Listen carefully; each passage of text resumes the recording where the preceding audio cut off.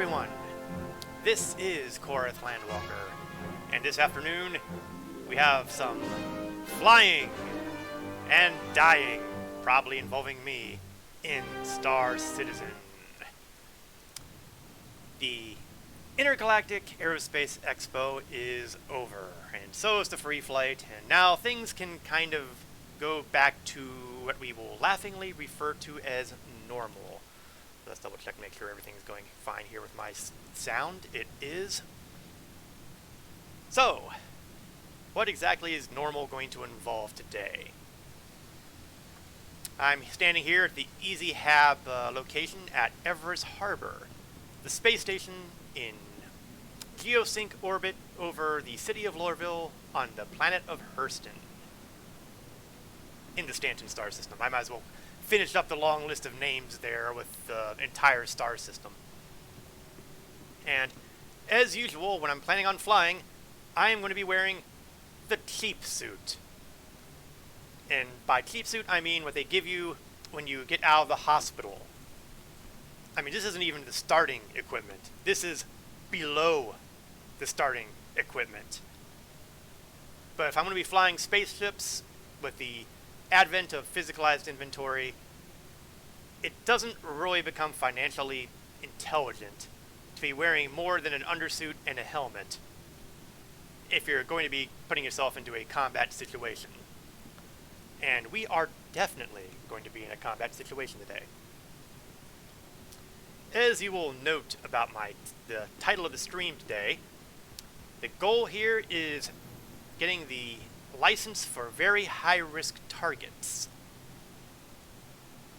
However, things are a little funny on that. Allow me to explain further. If you go to the mobiGlas and look at the Delphi interface, you will see what licenses are available to you. I've been fighting long enough that I've gotten access to this level, the high-risk targets. All well and good. That means I can go against those guys both in with whatever organization wants to give me bounty hunts. It could be Crusader Security, it could be Hurston Security, or it could be North Rock Service Group, which is kind of a inter-system PMC sort of deal. Now, in order to get VHRTs, I have to complete this bar and then complete a licensing mission, and then I will start getting VHRT bounties, which are more dangerous but more profitable. So here's the twist. You may have noticed I mentioned the word redundant in my title there. There's a reason for this. You see, eventually when I get the VHRT license, if I continue to fight, I will have available a license for the master license, which is the ERTs. However, last night, one of my fellow org mates shared with me his licensing mission, and as a result, I've got access to the extreme risk threats. Which is crazy. I've got access to the extreme risk threats, but I still do not have access to the very high risk threats. It's crazy. Crazy! But you know, I bet doing the extreme risk threats, I will just bet that they help my reputation a lot faster than the high risk threats. So we are going to go incredibly crazy here and pick up that assignment. Yes, sanity takes a field day. And under most circumstances, in previous weeks, I would not have even considered doing a group extreme risk threat, because they will usually involve things like hammerhead gunships. However, that was before a recent acquisition of mine, the Crusader Ares Starfighter Ion. And we're going to be taking this baby for a spin, and we're going to see just how well it handles the big boys. I can tell you from personal experience, the answer is pretty good. However, that previous experience does not involve things that fire back. Hence the part about the odds of me ending up dead repeatedly today.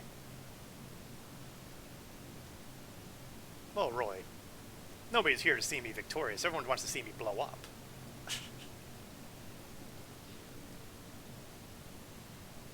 Anytime now, elevator.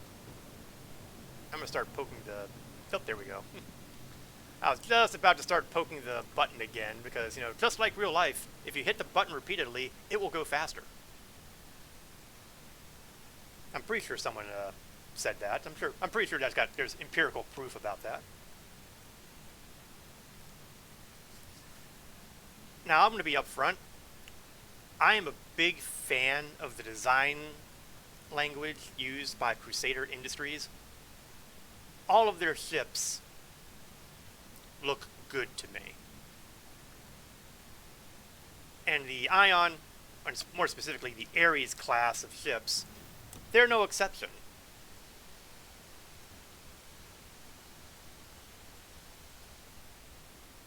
Now, a fun fact about the Ares is if you were to go down to the back here, and let's turn on the headlight here, there is actually storage bins and weapons lockers available to you.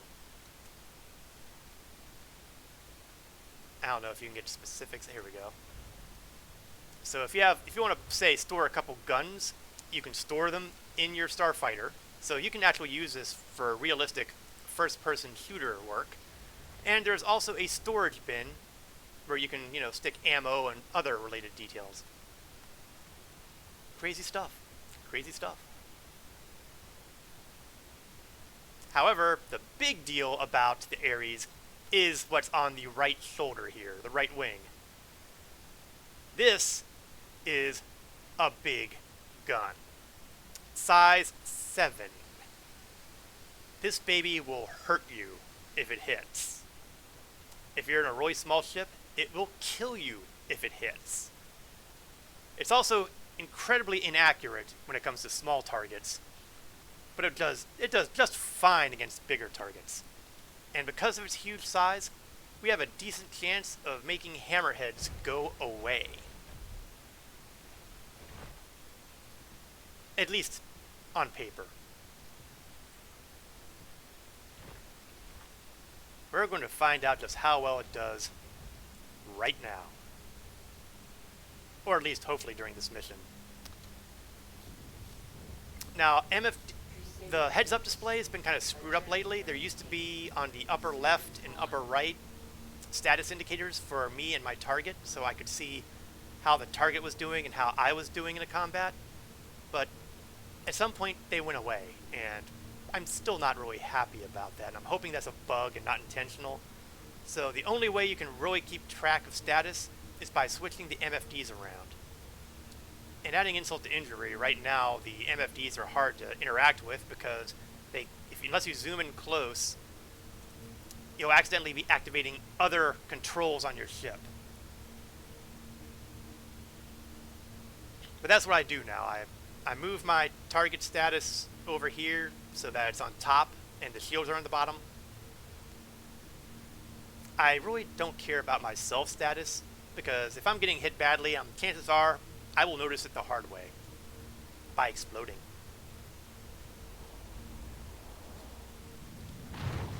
So let's take a look at the actual full appearance of this ship. And let me tell you, like I said, I'm a fan of the design language.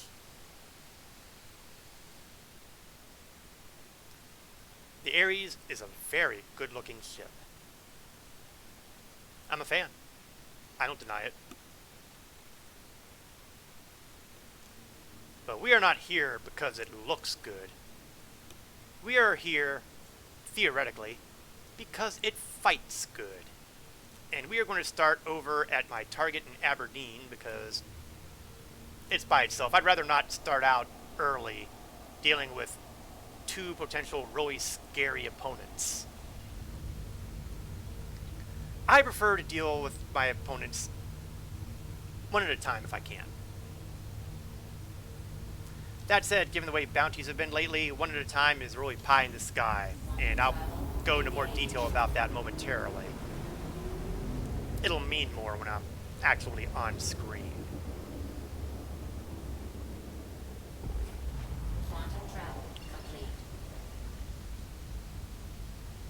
The quantum drive in the Ares defaults at a crossfield, which is actually one of the better quantum drives.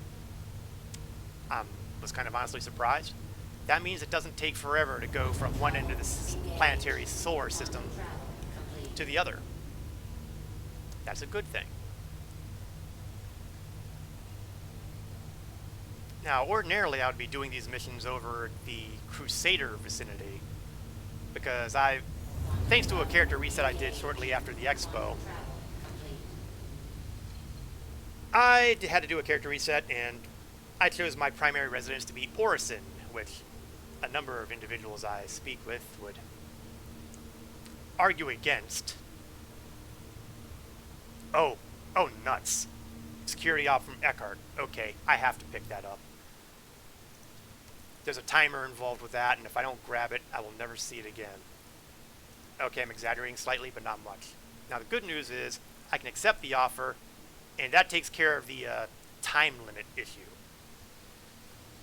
So now that I've accepted that contract, I can take my time getting to him, which means I can kill off these bounties and then go see Eckhart, and I can hopefully begin the Arlington chain missions.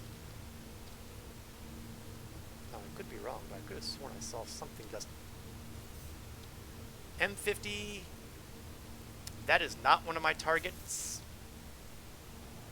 And M50 is going to be an awful hard thing to kill. Still, you know, it gives me something to kill off while I'm working here.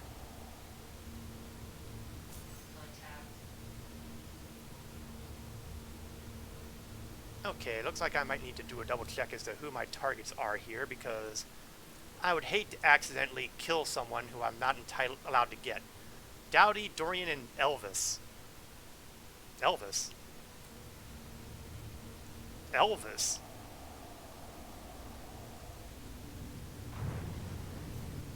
Elvis is gone. The king has fallen. Okay, well, while I'm waiting, we're going to kill off this guy here who's being annoying. Good heavens, is everybody in this area? Oh.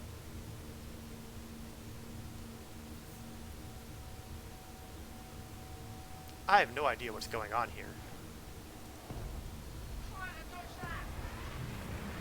Oh yeah, lest I forget. Always, always, always, always, always, always, always, always pick up call to arms. If you want to be killing somebody other than your primary target, by all means, get paid for it.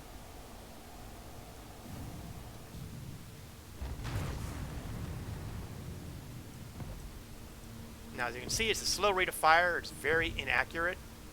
It's meant to deal with large ships, and by large, I mean large. A Vanguard Warden, like the guy I'm shooting now,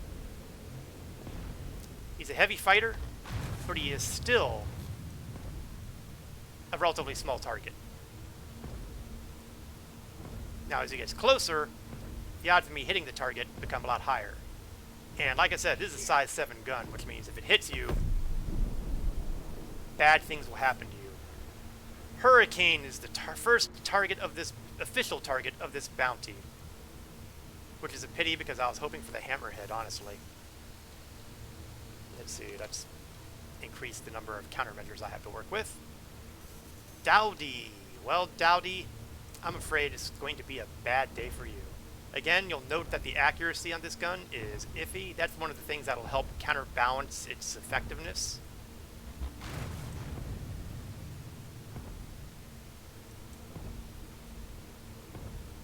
Once you start getting closer, that spread is not so important. And start landing hits. Now, Hurricane's actually fairly durable. It's also worth mentioning that there are 2 different varieties of the Crusader Ares ships. The Ion, which I am flying right now, and the Inferno, which replaces the big laser cannon with a big Gatling gun. And I can assure you that that is pretty fun to fly too.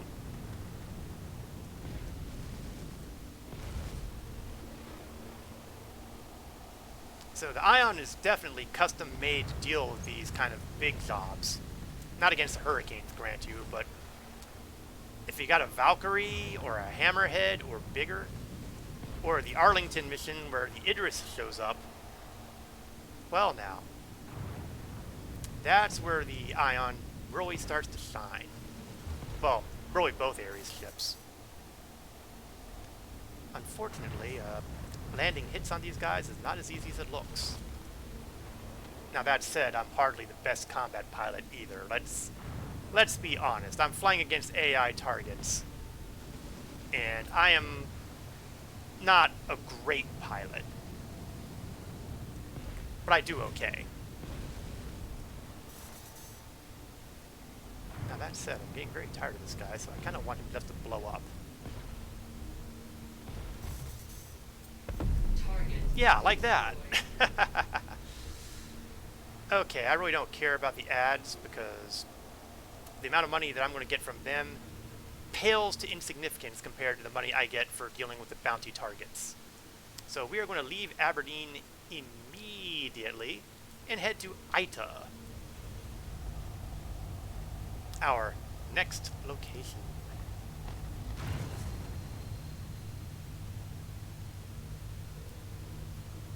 SEM speed seems to be around the 155 meters a second, thereabouts. So it's not a very fast fighter. You can accelerate to a pretty good speed, but it is what it is, right? The good news is my targets, while they're at the same moon, they are not in the same location. So now, and I never thought I'd say this in real life, it's time to go kill Elvis.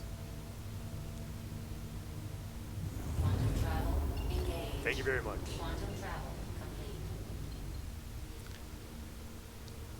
You know, if I weren't terrified of getting a DMCA strike, I would literally look up an Elvis tune right now and have that playing on in the background for this fight. Don't Be Cruel comes to mind. But let's not get my channel into any more trouble than I absolutely have to, right? Okay, I was mentioning earlier about the potential issue with the bounties. And we might be getting an example of it right now. No, not yet. And not yet. How about that? Sometimes the marker that indicates your target doesn't align with the actual target.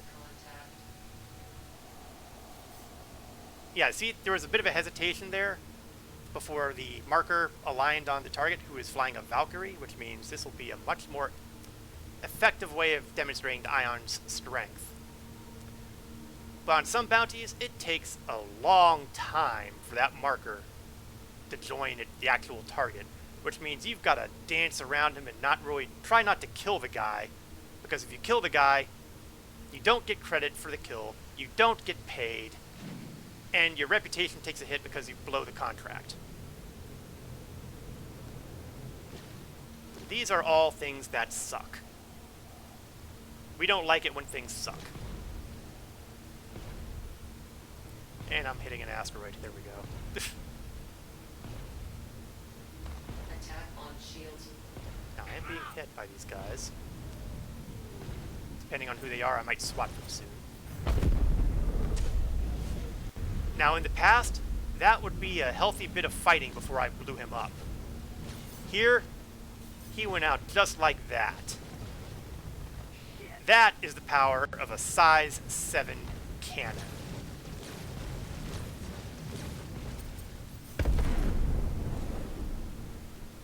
And flying in close and staying close and hanging in front of me is not the way to ensure a productive life. Or a long one for that matter. 1, 2, 3, 4, 5 hits. Friendly. 5 hits and he's gone. And that was with him rotating around, so it wasn't even on the same shield. With that kind of performance, you can understand a little bit why there are some players who say, these ships need nerfed hard. But the problem here is, I'm playing against AI opponents who are not exactly what you would call good opponents. The real test is how well they do in PvP. Now, if they erase everybody in PvP, say if I'm flying, say, a light fighter, or even another heavy fighter, but not the same class, something that's more maneuverable, even a Hornet maybe. These are the things that give you an idea as to whether or not it's OP, because for the lighter fighters, if you hit them once, they die. But you've got to hit them that one time. So, you know, I don't envy the folks who have to try to figure out the best way to deal with this. And the fact is, in some ways, you really can't do that kind of balancing because life doesn't work that way. A heavy fighter is going to be a better thing to use than a light fighter in many circumstances. I mean, if you have a hammerhead, you're not going to be able to take it out in an Anvil Pisces, no matter what you want to do. You can't. Okay, I'm having trouble setting the target the nice way, so we'll have to do it manually. Dorian. Now, hopefully we'll get the hammerhead. I never thought I'd say this here. Hopefully we get the hammerhead on this mission. What is wrong with me that I can say a thing like that? That I want to see a hammerhead. Because it will give me a good demonstration of the true power of the Ares Ion. But heck, you saw how I was doing against the Vanguard and the Hurricane. I didn't have that easy a time with them. I mean, once they were close enough and I could keep them in my sights, sure, it's a lot easier to erase them. But if you're dealing with a player pilot, he's going to know that the last thing you want to do is be in front of an Ares in his firing sights. You're going to want to be moving constantly. You're going to want to be dodging. You want to get on his 6. You want to use your maneuverability to your advantage. Don't go head to head with him because he'll kill you. But the answer to that is don't go head to head with him. It's not a big deal against an AI pilot because, you know, the AI pilots, they operate off of programmed behavior. People are a little more chaotic. And let's see. Dorian? Why can't I target Dorian? Okay, it's because Dorian just went out of my range. And now he's back. Dorian is in the hammerhead. Boys and girls, this is what we've been waiting for.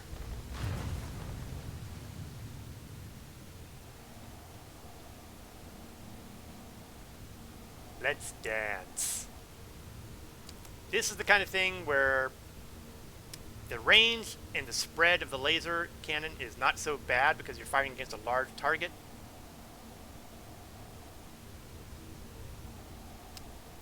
Now, the hammerhead has heaps of guns designed for anti-aircraft, which means I'm exactly the kind of target that a hammerhead would prefer to go up against. Whereas the hammerhead is exactly the kind of target that I would want to go up against. I have better range, which is good. And you can see he's got all those turrets firing.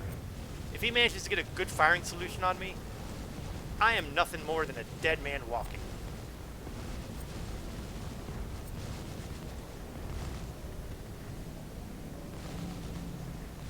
Let's do a little bit of a shift in alignment here. Attack on shields. Yeah, attack on shields is not good for me.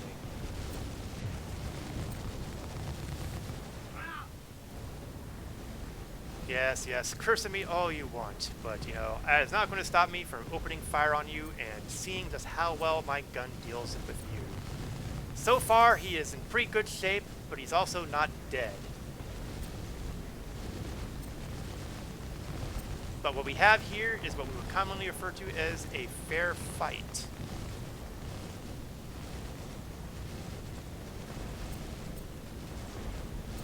I'm not encouraged by my shield critical message, however.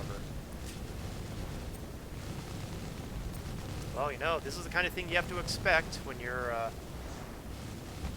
doing this kind of test run, going against this kind of opponent. Horrible things can happen.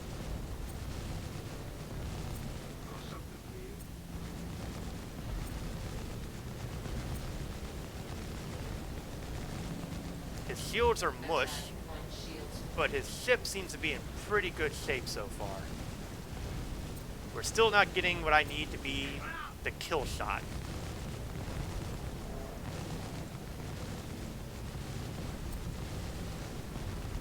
Hey, Legend Eternal, how are you doing today? Got a lurk, Mrs. Eternal making you do stuff. Well, you know, you gotta keep the family happy.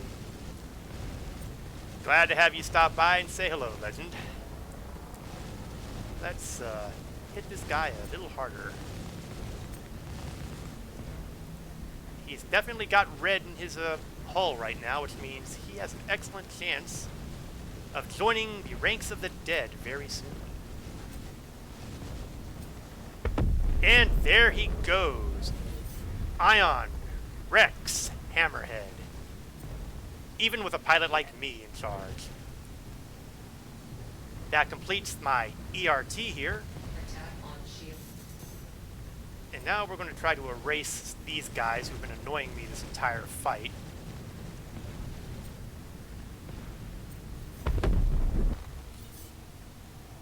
Because I don't have a time limit on me anymore, and, well, they annoyed me. They deserve to pay for it. 75%. Oh, that's right. Run away, Bruce! Run away! You weasel.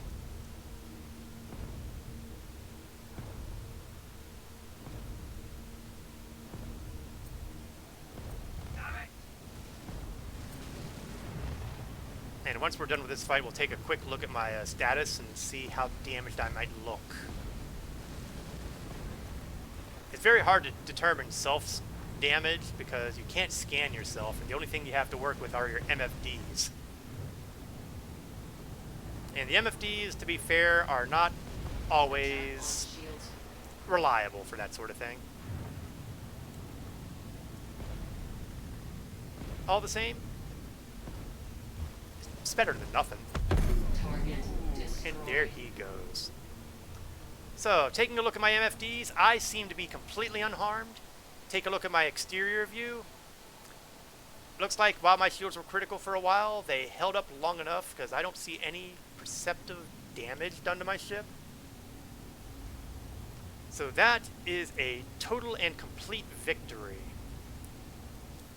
Alright. A few moments ago, I indicated that my good buddy Eckhart had contacted me for a mission. So we're going to take an unscheduled pit stop down to Loreville and have a chat with him, where we can start working on the Arlington combat missions. The Arlington gang, well, I guess I'll go more into that once we actually get the missions. I'm assuming that's going to be the missions he gives me and not the standard group missions, because I'll be really disappointed.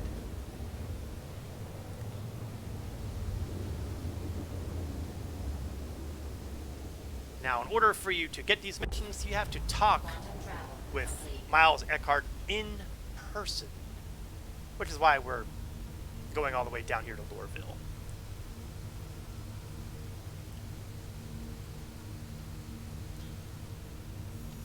Spooled up, flying down.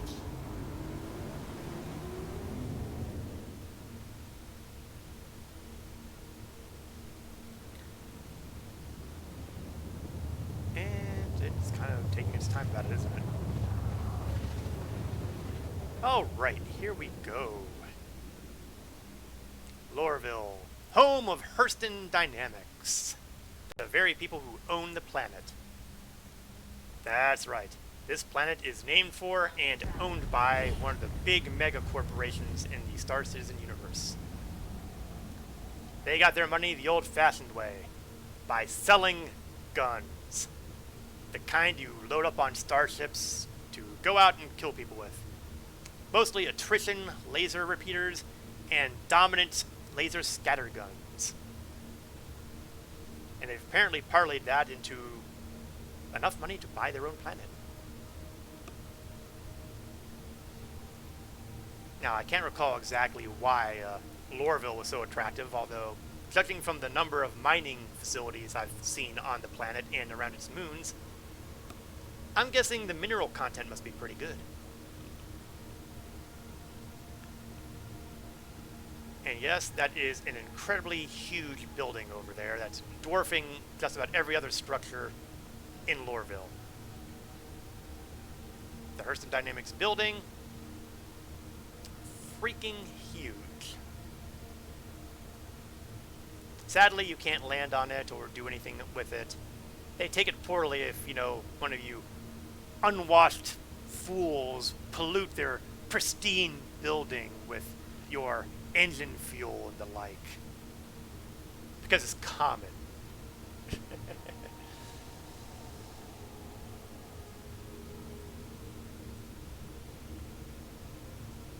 That said, if you want a building that makes you think Blade Runner, the Hurston Dynamics building qualifies. Please visit again. Yeah, ATC's been kind of funny lately. They're giving me the farewell messages as I approach. So we're going to go on our list here and give a ring to Loreville Landing Services, where they will hopefully give me a landing spot. Please proceed to assigned landing bay. See, was that so hard? And the little indicator there tells me exactly where I want to land. It is a small landing bay, so I will kind of have to be a little bit careful landing down there. But since we're fairly symmetrical in size, and since this is a fighter, I should not have to go into third person to properly land. In theory. Landing gear down. That said, I have been known on multiple occasions to be wrong. Shocking though it may sound. Let's go over here. And once I'm down far enough, I can get the auto land to cooperate, and that'll take care of any more adjustments.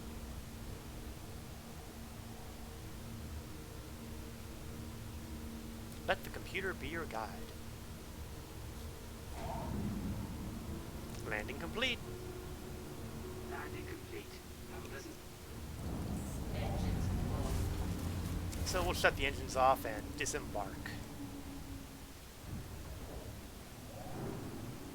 For those new to Star Citizen, Loreville is a very industrialized sort of city, and we'll see more of that feel once I get to the spaceport terminals.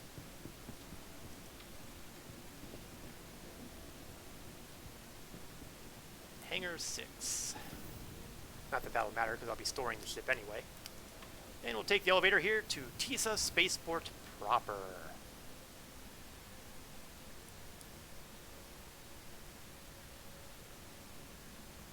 So we'll just let the elevator get me there.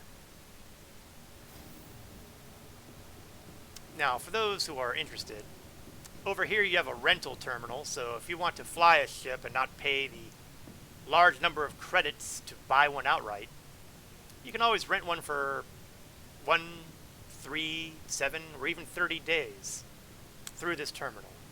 And they have a decent selection. In fact, I recommend doing that if you're working yourself up to getting serious money. In fact, I used that pretty heavily when I was doing my Grand Aurora MR Challenge early this year. Okay, we're going to store the ship right now because this way I keep the ATC from bugging me while I'm trying to get to Miles Eckhart. You can also buy starships here. If you go over to the New Deal over there, they have a great selection. But you need credits. But you can do it. You will get there.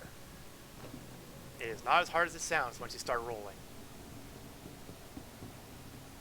Now, Eckhart is over at the Metro Center, so we are going to head on over here and hopefully get on the train before the doors close.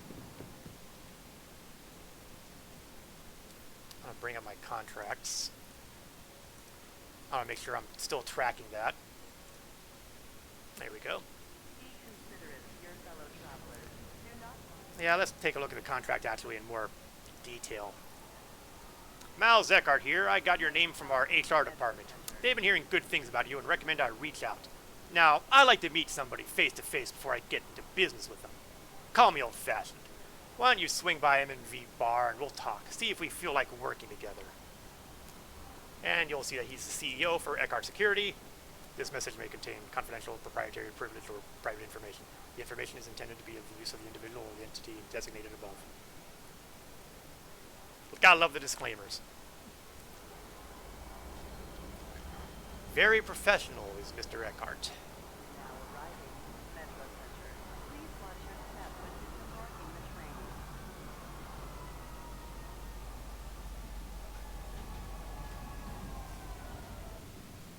Off we go into the Metro Center. Now, with the recent 3.15 patch, medical gameplay was introduced, which is great. You got clinics and hospitals all over the star system. However, they didn't quite get to all of them. Case in point, as I go down the stairs here.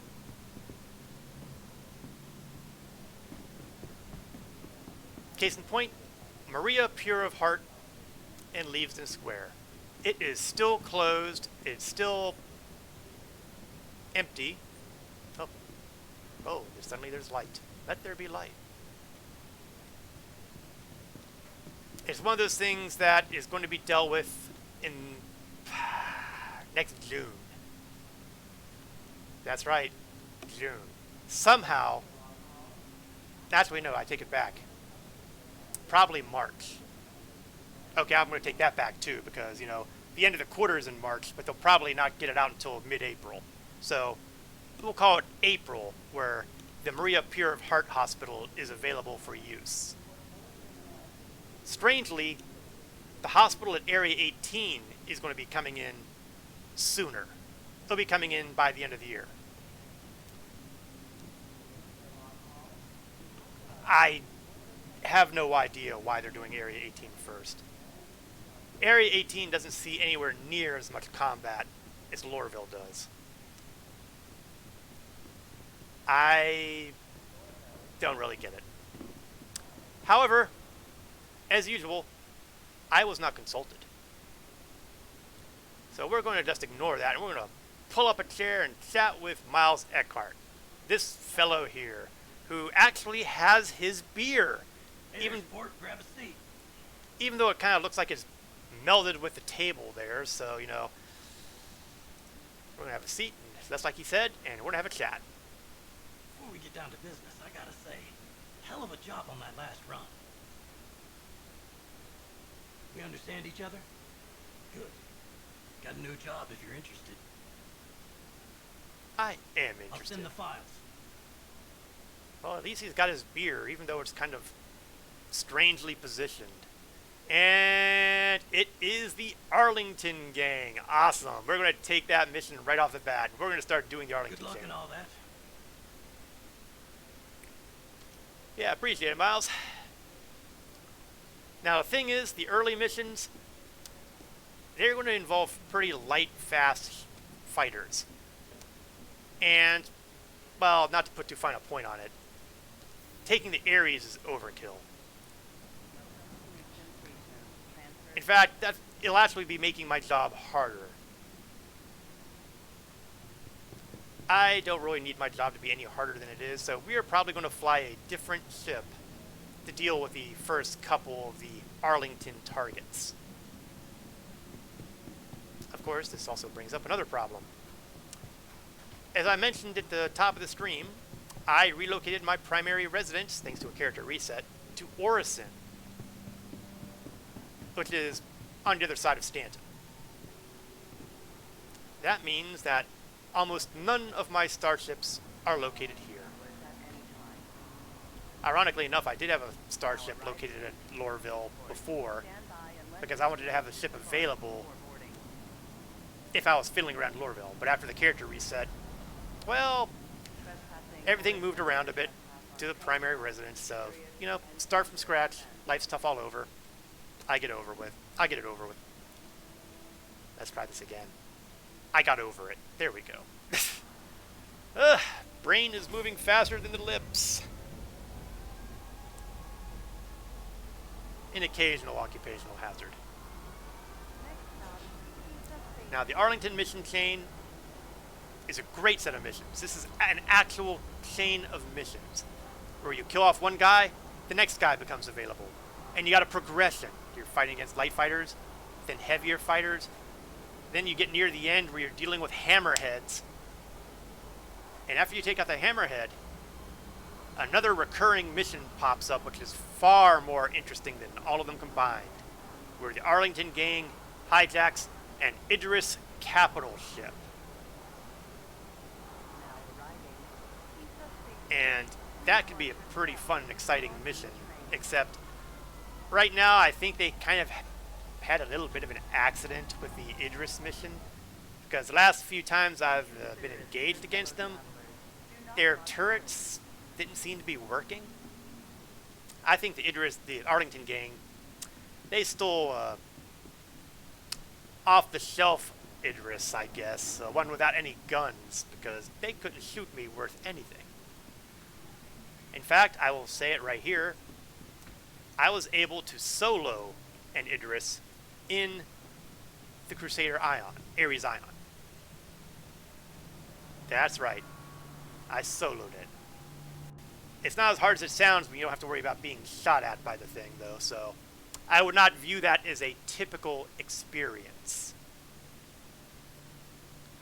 Alright, I have a fair amount of fighters to work with here, but I'm not entirely sure which one I want to go with here. I'm inclined to go with the Saber, but how long is the Saber claim? 6 minutes. How long is an Arrow claim? 6 minutes. Oh, you know what? Oh, let's take this herb. I'll do it anyway. Why not? We're going to grab the Arrow, and I'll have to wait 2 minutes for me to expedite it. I mean, I could pay the fee now, but why pay more when I have to wait anyway? I might as well wait that time and then pay less. That's a free tip for folks who haven't figured that part out. So we'll just spend a couple minutes taking. Well, actually, you know what? No, we'll use this time productively. We're going to take a look at the New Deal showroom. I just love the sales rep there. We've got the M50 from Origin, the Racing Interceptor. Over here, we've got the MISC Prospector, good for solo mining. We've got the Origin 85X, which is I guess a courier is the best way to call it. It's not even that, really, because it has no cargo capacity that I'm aware of. One of the variants of the Aurora, the LX.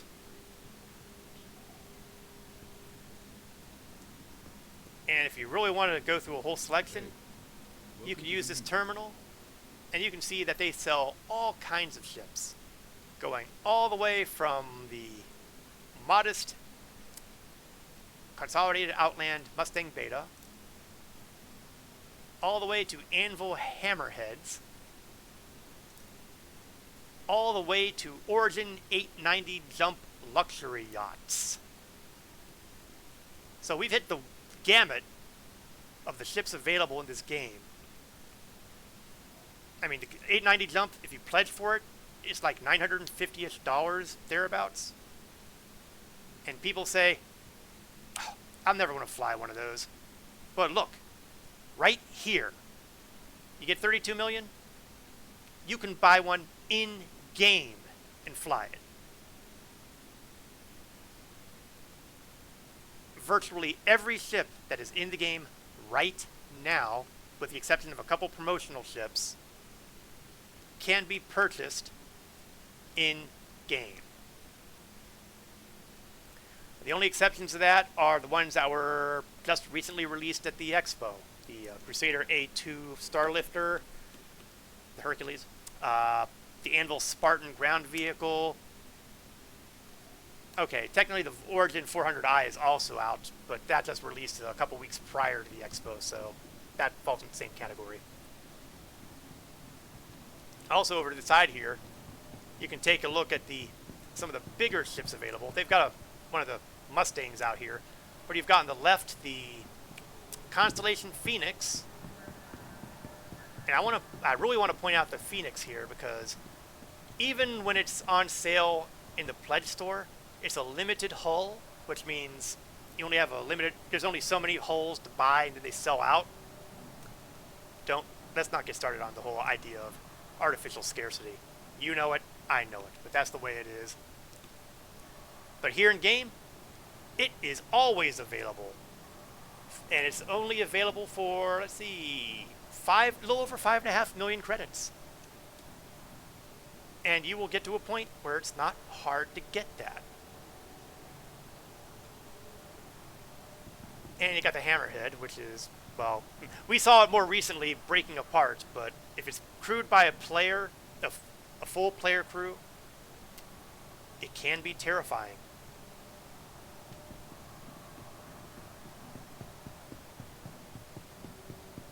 But that's what I wanted to really point out, the fact that every one of these starships that you see in the game right now, with a few exceptions, can be purchased with in-game credits. And more importantly, I would imagine that by the end of the year,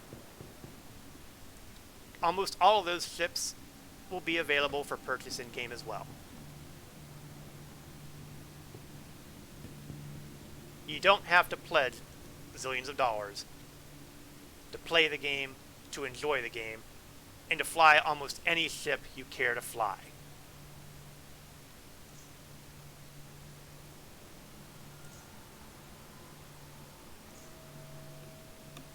Okay, sermon over.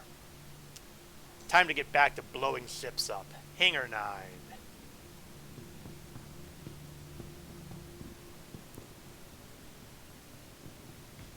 Now that said, nobody's stopping you from pledging if you want to pledge too, because, you know, it's a shortcut. You might call it pay to win, but that's a really short-term pay to win. I could buy any one of these ships and be assured that somebody who's been playing the game better than me, who may have bought their ships with credits, will turn me into a greasy stain. Don't assume that just because they have the bigger, better ship from pledges, don't assume that that means they're any good as a pilot.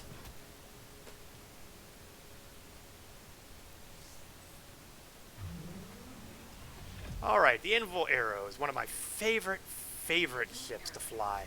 I mean, I just love flying these guys. When you think Top Gun, you think those jet fighters. And the Anvil Arrow makes me think of a jet fighter. It's hard to tell from this configuration, but trust me, we're going to change that attitude shortly. Let's call the landing services, get the hangar doors open. You are clear to launch.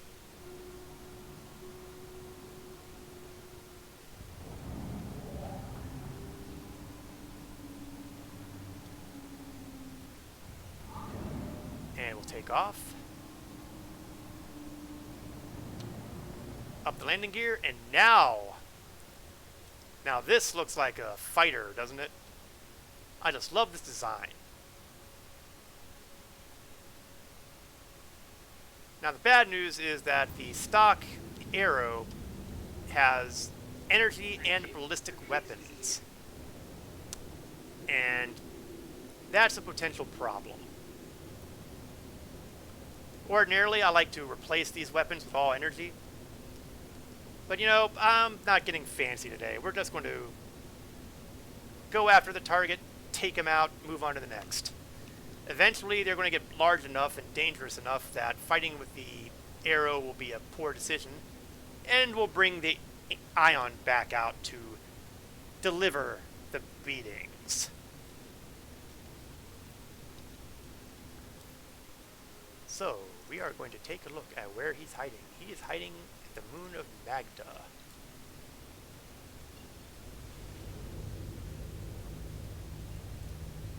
Still an armistice zone. Can't test fire the weapons.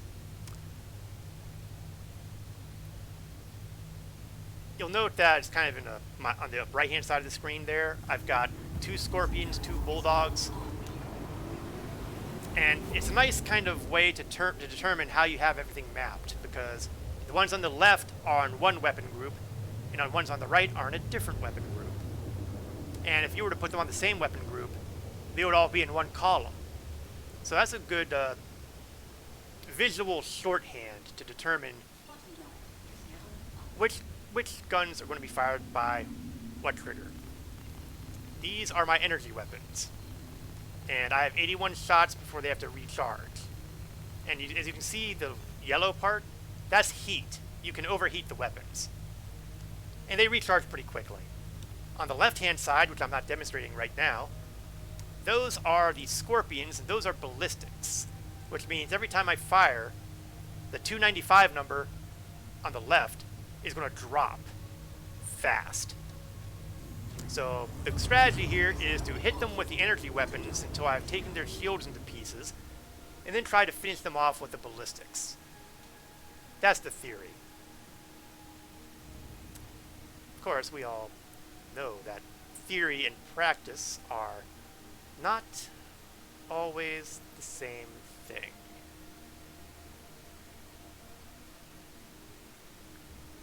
Nevertheless, we are kind of crawling our way there, so I'm going to increase speed.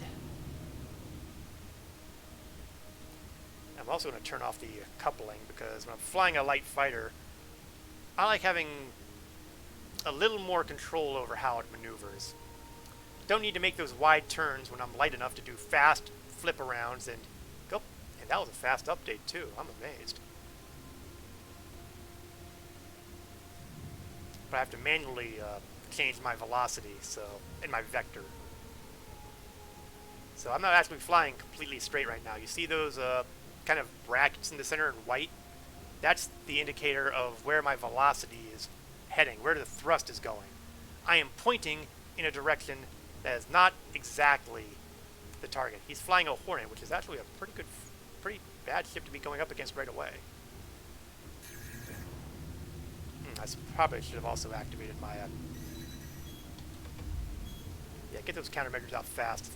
A missile is going to do me in very quickly if I let it. Let's see how you like this. Oh, I like it just fine, buddy. Let's see how you like this.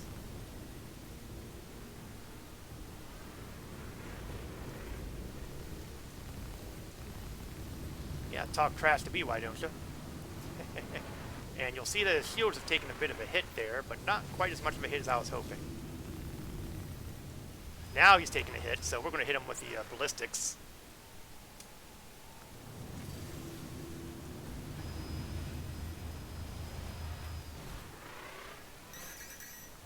Okay, one of his buddies is getting ready to toss missiles at me.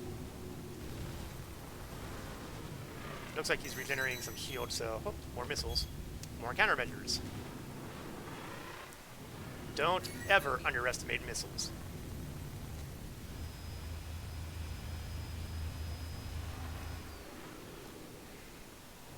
He's hurt, but he's still not dead. The Hornet's a medium fighter, so it can actually take some punishment. I am almost halfway through the amount of ammo that I've got stored in the ship as far as ballistics go.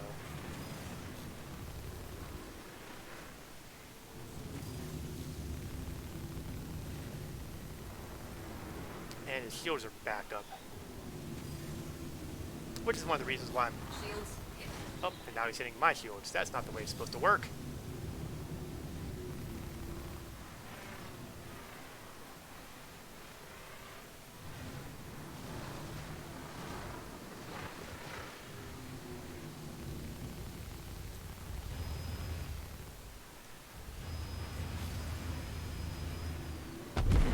there he goes.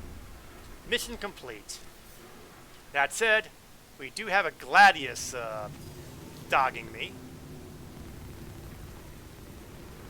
So we're going to put him down too.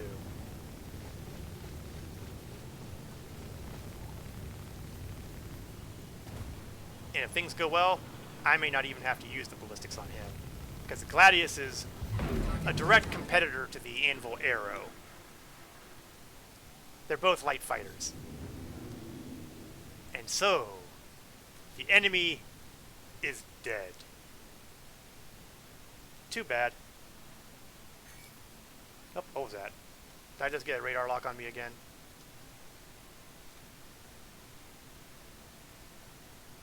I must have been imagining it.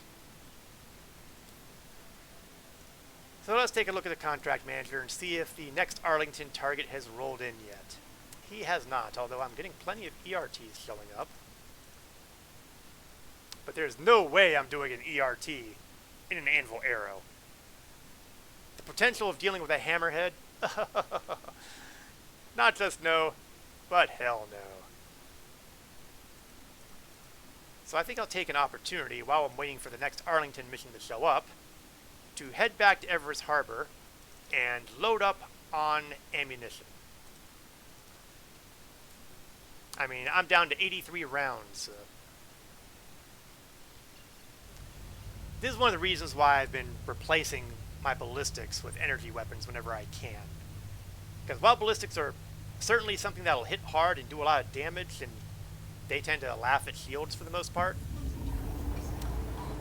they're a very limited resource. Now, the devs have said they will be looking at magazine sizes, but I have a feeling that the sizes in the Arrow and other small ships are probably not going to change all that much. This means that they will be at best good for one, maybe two major engagements, and then they'll have to go and rearm. Now, to be fair, that's probably how it should work. Oh, there we are. Even when other star systems and all that come into play, they're going to need to rely on things like carriers to get them there, which will also theoretically be able to rearm and refuel them. And I'm dealing with some server lag at the moment because I have no control over my ship at the moment. Well, I have some control, I'm moving around, but I am not actually moving. Engines offline. Engines online. Oh, right. Oh, I'm an idiot. It's not the server lag, it's the fact that I turned the coupling off and I never turned it back on. And if I don't have it turned on, I can't use the velocity limiter. I can't have it automatically pushing me forward. These are what habits will do to you. Don't be me. Be aware if you're coupled. Let's pop our speed up. I'm flying a light fighter. I can afford to accelerate and stop on a dime.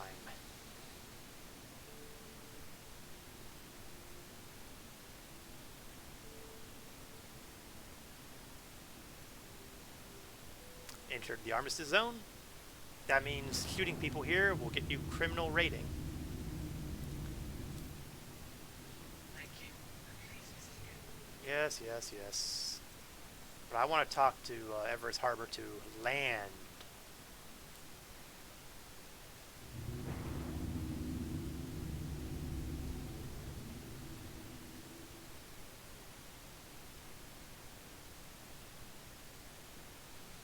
Come on, guys. How hard can it be to give me a landing bay?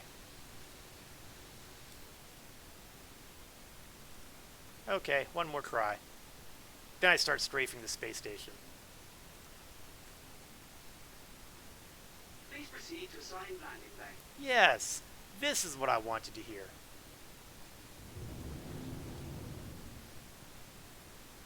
Gotta tell you, sometimes these guys, they don't want to cooperate. And we're not going to do much. We're just going to land and rearm. And refuel. Well, no, I don't need to refuel. Just rearm. Oh yeah, and any repairs that I might need to make too. I should probably take care of that too.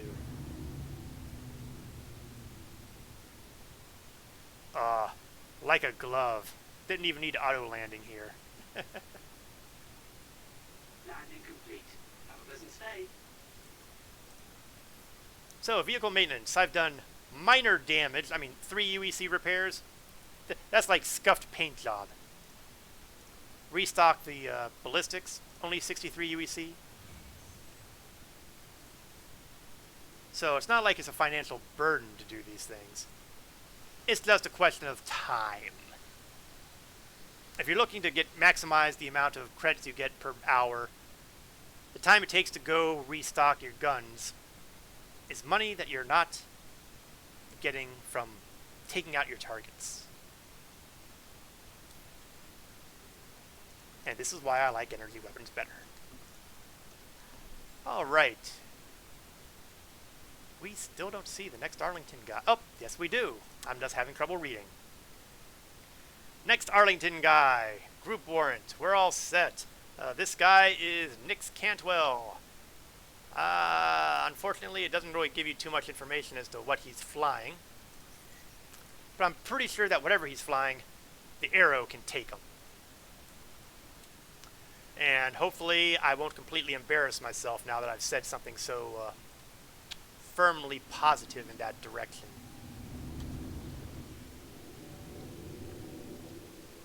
But if I do, it would hardly be the first time. And he is literally on the other side of Hurston, so we are going to have to take an orbital marker to go around. Thank you. And please visit again.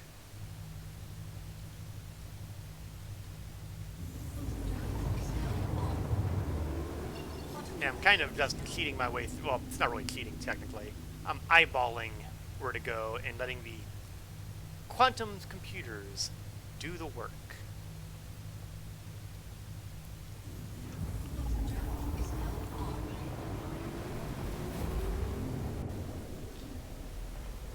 So we've gone against a Hornet.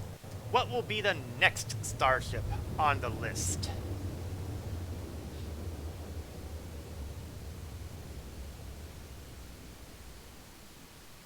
Spoiler alert, it probably will not be an Aurora MR. I wish.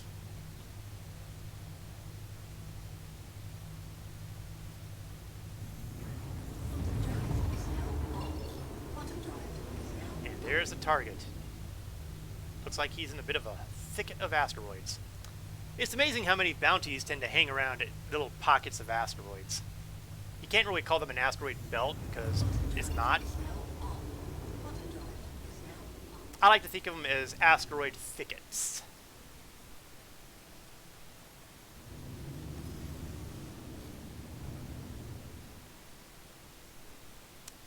So let's go cruising. And hopefully, the marker will update quickly and I won't have to worry about having to stall, so to speak.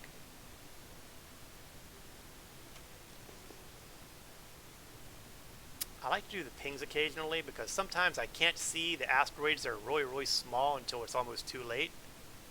And having them glow from the pings really helps with that. Now, the fact that the neutralized marker moved like that tells me that I shouldn't have to wait at all to deal with my target. And there he is. And, oh, he's flying a Hurricane. I may have chosen poorly here. I also have a target over here who's flying an M50 Interceptor, so you know what? We're going to kill this guy off first, because I don't want him harassing me while I'm dealing with the Hurricane.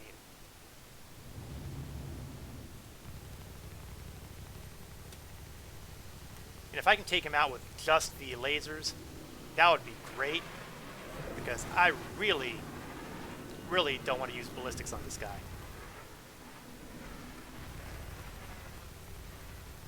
Target destroyed. Target destroyed. That is always good. Oh, and we got another target, and he's in an interceptor.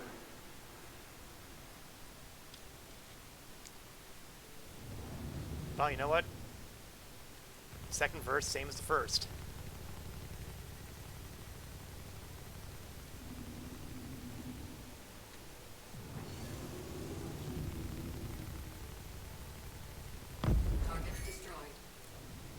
Alright, now we get to the primary target, the Hurricane.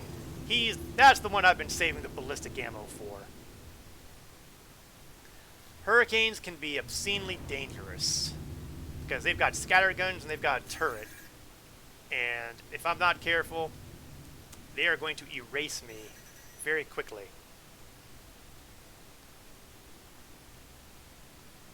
Yeah, if I'd really thought about it, I would have realized that a Hurricane is really the wrong ship to be flying an arrow against. But I still feel confident that I can take him down. It'll just take longer.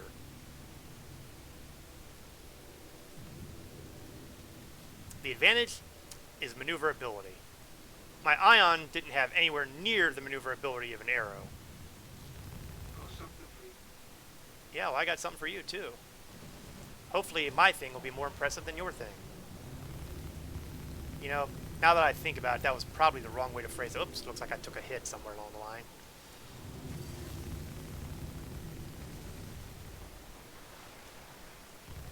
Again, the goal is to get the shields at least as far down as I can.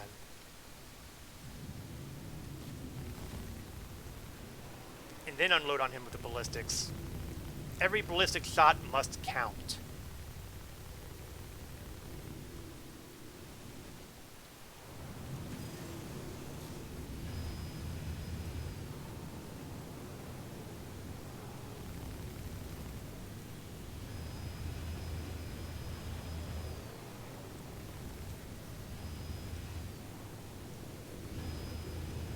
Well, I feel like I'm getting hits, but I don't know how effective they are.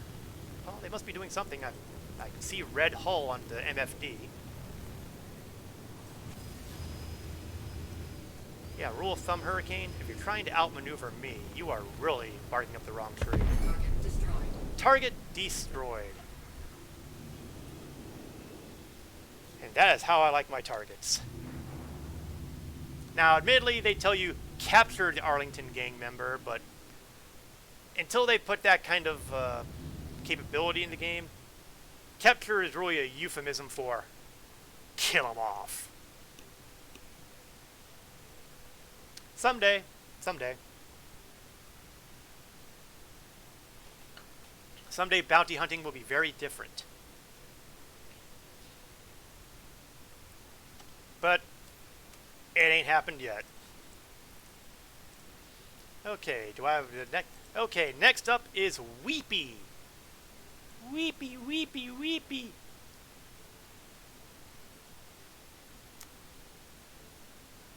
Now, I'm trying to remember the progression here because I'm not sure that I want to be flying an arrow any further than this. Let's do a quick count, shall we?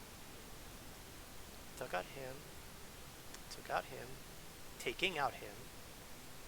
That means there's 3 more on the list. Yeah, I think I want the Ion. Well, you know what? No. No. We will try in the arrow first. After this, I guarantee it'll be the Ion. But I might be able to take this guy out in the arrow, even with the reduced ammunition count available to me, and oh dear. He's right flipping around here.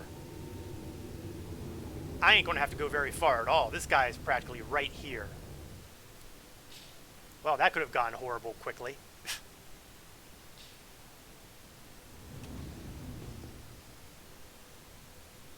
Let's double check where all the asteroids are so I don't accidentally, steer into one of them.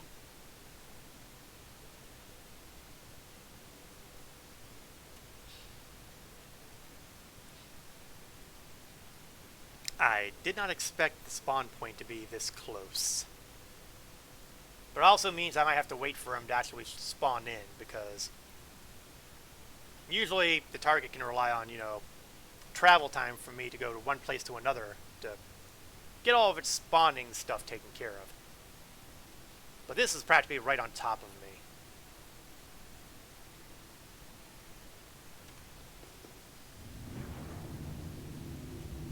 We might just have to bring ourselves to a bit of a stop and wait. I did not expect Weepy to be this close. Oh, something to spawn in. There's Weepy, and he is in a Vanguard Warden. That's the good news. I'm pretty sure I can take down a Warden. Now for the bad news. You notice that the neutralize marker is still sitting there. And that's where the bug is, because if I were to kill Weepy right now, I would fail this mission because it would never complete because it wouldn't recognize that I killed him. The marker has to be on him, or otherwise I don't get credit. And if I don't get credit, I take a hit on reputation, I take a hit on not getting the money.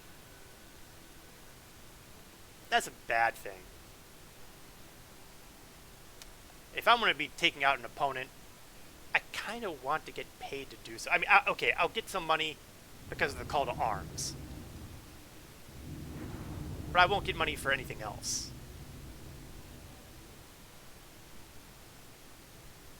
So, I'm best going to have to kind of dance around this guy until that neutralize marker goes away and forms itself on top of Weepy over there. And here's another thing too, because sometimes that marker doesn't update until his buddies show up. He may have reinforcements on the way. And when the reinforcements are on the way, that means they're interrupting the fight in the middle of the fight. So, you know, good times.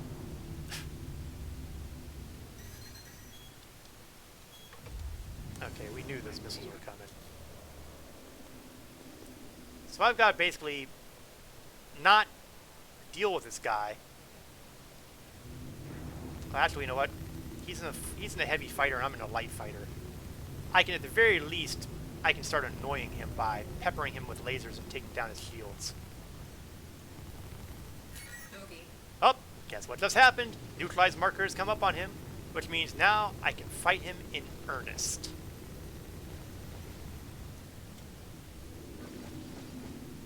Bogey.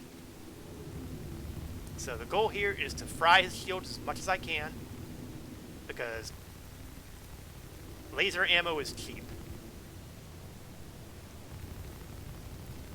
And once he starts having problems with the shields, then I can start hitting him with the ballistics and doing some real damage.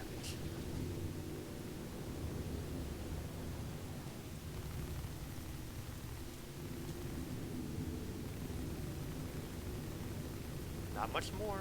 Not much more. Get those shields down. Get those shields down. Whoa, slow down. I don't want to crash into his rear end. Ooh, loved being able to stitch the underside like that. You can see the nice line of ballistic hits on them there. Ballistics low.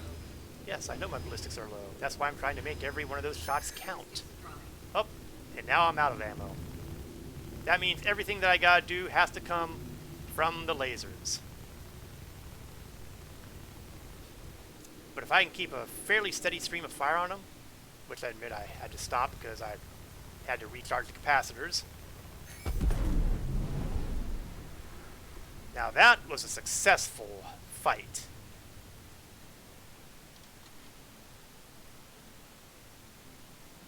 And I mean successful in just about every way possible. And now we're going to head to Everest because I really do need to restock the ammo here. And we're going to...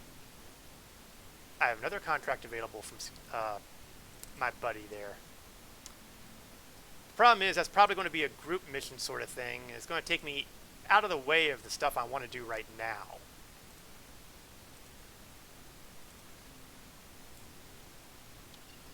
So I'm afraid that those particular missions are probably going to have to wait. I'm sure Eckhart will contact me again at some point about them. But right now, I'm doing the important missions. I'm doing the Arlington chain. For those who are just stopping in, I am working on the Arlington Gang Bounty Hunter missions for Miles Eckhart. A chain of missions that allows me to go after multiple types of targets, one after the other. eventually will end in a mission against a Hammerhead starship, and potentially at some point a Idris capital ship. These things become possible by completing this chain of missions, and I am highly encouraged to do so.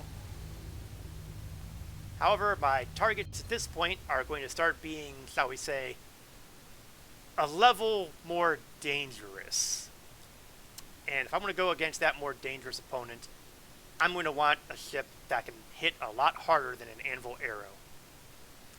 Luckily, I have such a ship. There we go. See what that was server lag.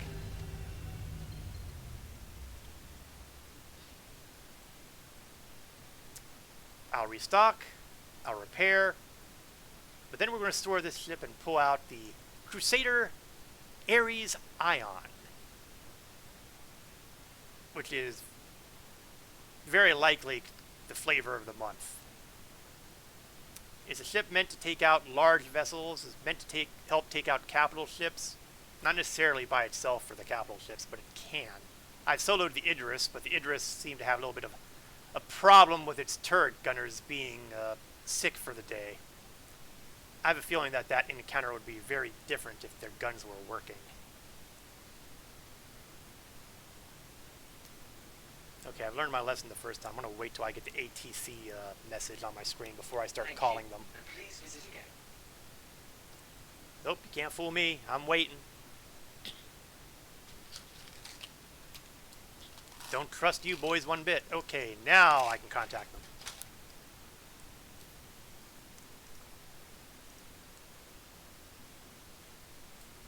Landing complete.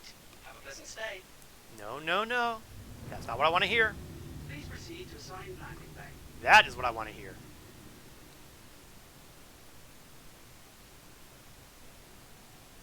And that is what I want to see.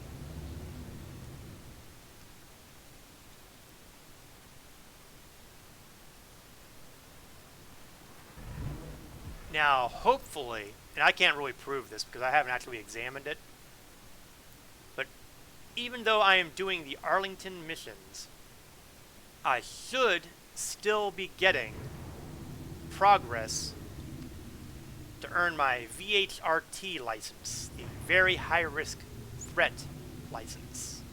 Or maybe it's High Risk Target. I can never really remember. I can never remember. Landing gear deployed.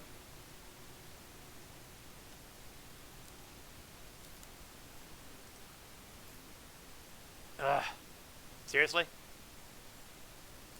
Landing complete. Have a pleasant stay. One more try. Okay, I don't care enough to fight it. I'll just have to remember to restock at some future point.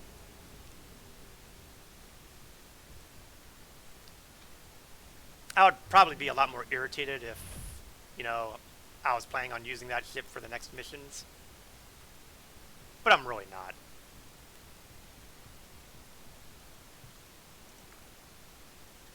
Now, while we're waiting for that elevator,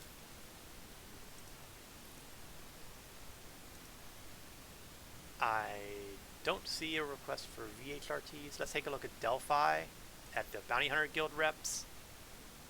I am seeing movement here, so doing these Arlington missions are at least helping move this along. Now here's the funny part. Here's the funny part. You might have noticed in my stream title here today that I called it redundant. And the reason for that is because I went on a shared mission with one of my org mates who was doing his ERT license, his extreme risk target license. And together we finished that mission, and apparently it gave me credit as well. So now, even though I cannot go after very high risk targets, I can go after extreme risk targets. How's that for insane? But, you know, that's okay. That's okay. Because right now, we are still doing Arlington. Because I really like the idea of being able to go up against... Okay, someone left their delivery box here. Well, you know what? I'm not going to judge.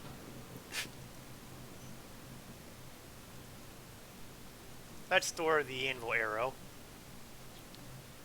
Well done, faithful and good starfighter. Since we're talking about starfighters, it's time to bring back the Ion.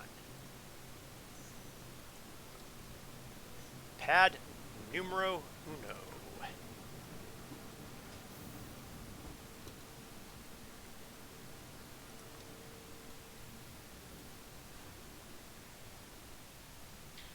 Once we're in ship,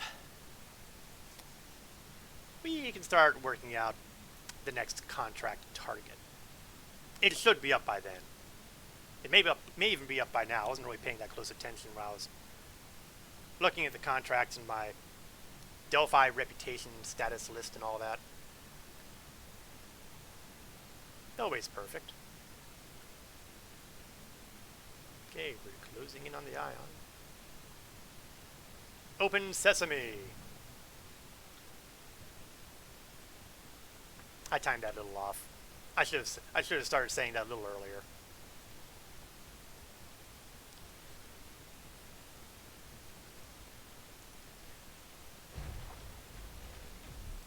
Ion, for those who are lacking the knowledge of such things, is a new ship. It was put into concept last year and came out this year. Meant to deal with large vessels with extreme prejudice.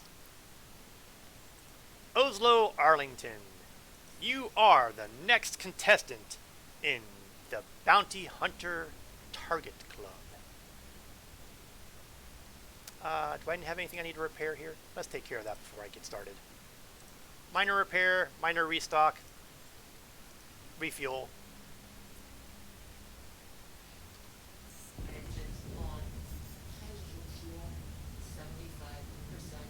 Yeah, well, that's not going to last long because we'll be full up momentarily. Now, that's what I wanted to hear. Let's do a little bit of... looks like my gun took some damage somewhere along the line. But now it's all fixed. Yeah, you don't want the main gun to be damaged. I mean, that's your primary weapon. After that, the only thing I've got going for me are missiles. And let's face it, the missiles are not the threat on an Ares. On an Ares, that size 7 gun is the threat. Thank you. And please visit again. Size 7. That is terrifying. I'm pretty sure that at the moment, that is the biggest gun in the game. That'll probably change once more the capital ships start rolling out, but for now, size 7 is the scary.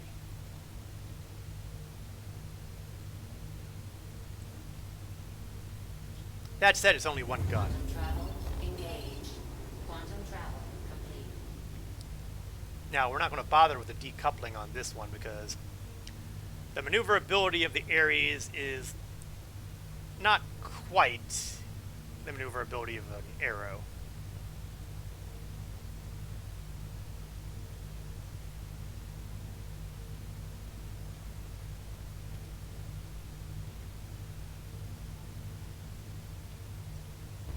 That said, I do want to close in a little faster than that.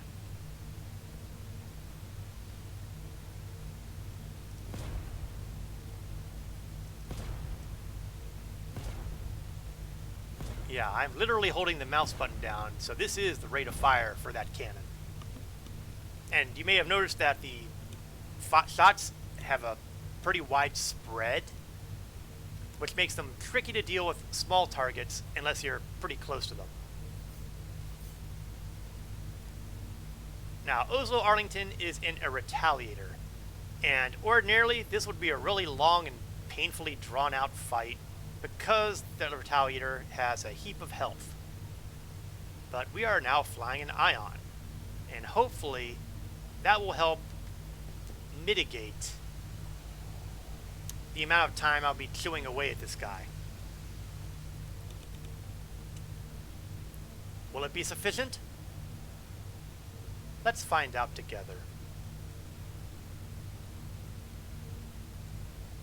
This is why I didn't want to take the arrow for this guy, because I was pretty sure the retaliator was next, and I was pretty sure, I know in fact, that he is a much beefier target. The retaliator is basically billed right now as a bomber, which means it has a whole bunch of big missiles, which fortunately they neglect to use.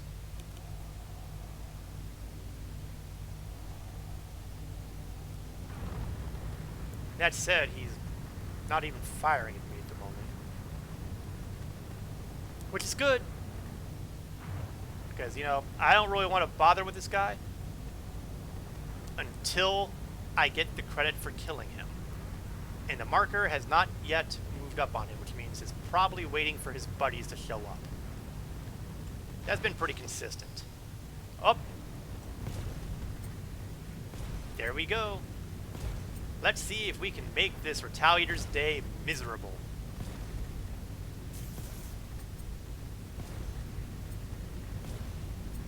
He's not even shooting at me. I know the retaliator has turrets, but he's not doing anything. Does he really think that just flying around me would intimidate me? Because it really isn't. And you know what? I also forgot to move my targeting MFD to the top, so I have no idea how well I'm doing. But you can see he's taking hit after hit.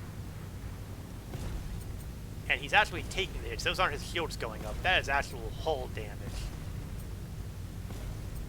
You can generally tell if you're hitting shields.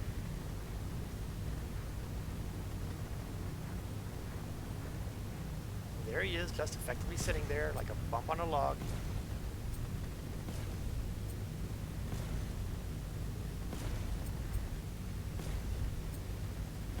Oh, and it looks like his buddies have shown up.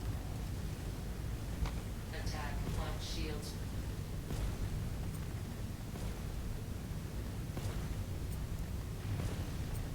I might have to deal with that annoyance sooner rather than later. I would prefer to get this guy taken out permanently first, but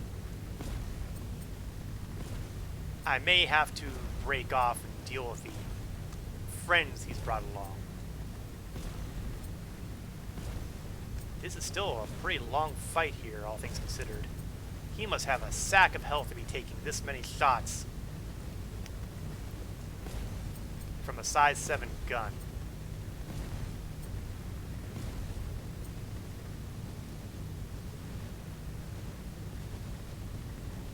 Really requiring real effort for me to not deal with that. Oh, there we go. Destroyed. Guess whose turn it is? Looks like it's a hurricane. Well, hurricane. You tend to be a longer fight than you deserve to be, too. But it's a story I've seen before, and I know how it ends. Okay, you know what? He's going to be spinning around me one way. Attack on shields. You know, that didn't work out as well as I'd hoped.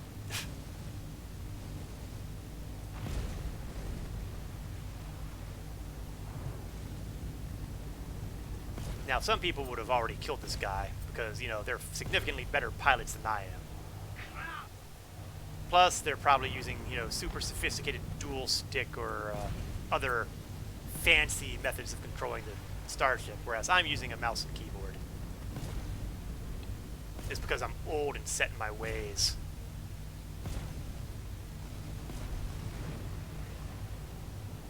I really wish I knew how well I was doing, though. Target destroyed. I'm gonna guess well enough. Okay, let's get ourselves into a direction where I'm not heading into asteroids in this thicket. And then I'm gonna move my MFDs around so that I can actually see my target. And relocate the shield display to the bottom. There. Now I'm happier. Actually, you know what? Why don't I be smart? Why don't I move the shields up here and my power triangle down here?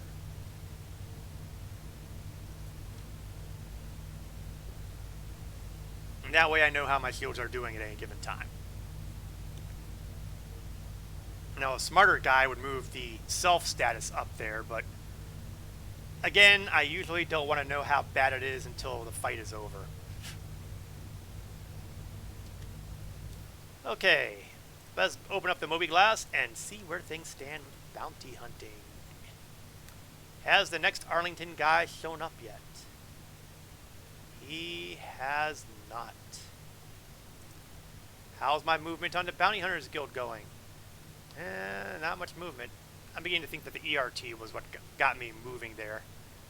But we'll see how that shakes out once we deal with the remainder of the Arlingtons. A lot of MRTs, ERTs, one player bounty certification that I lacked sufficient motivation to deal with. Because A, player bounty hunters tend to be far better pilots, and B, and this is the big one, it doesn't pay nearly as well. I get why they don't, because it would be easy for players to basically do a Fight Club trade-off sort of thing. So there's really no good way to balance that out. And don't think they wouldn't do it. I know they'll do it. I've seen it before. Not in this game, but elsewhere. Star Wars Galaxies was a good example. Actually, a better example is EVE Online. People would put bounties on other players, and they would just have people in their corporation kill them off for the money. Fight clubs will happen. They will happen.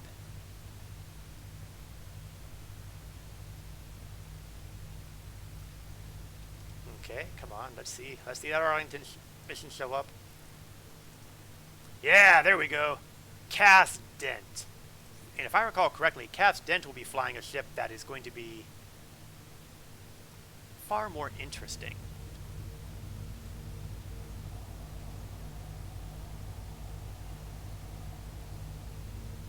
And it'll be easier to tell now that I've got my MFD with the proper target status listed on there.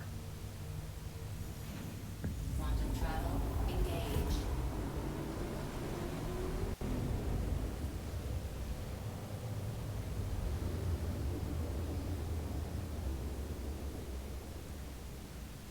Okay, we arrived at Ida, and it'll be a quick jump to second target area, the target destination area.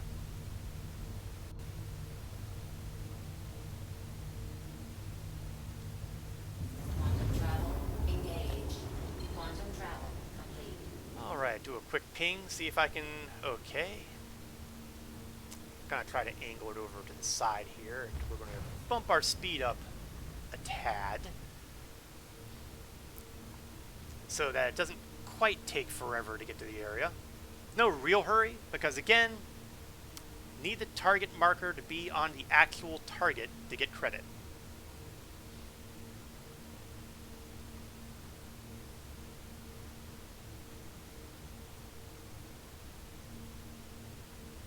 So we're going to just slowly close in. Pop a ping. Okay, so far so good. I'm not heading into the middle of an asteroid yet.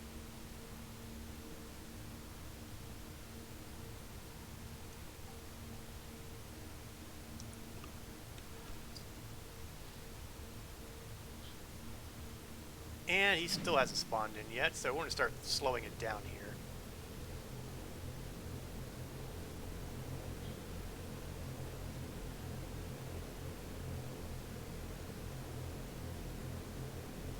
hitting the old brakes.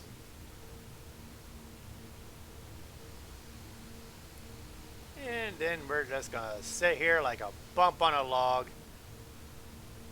waiting for the target to show up.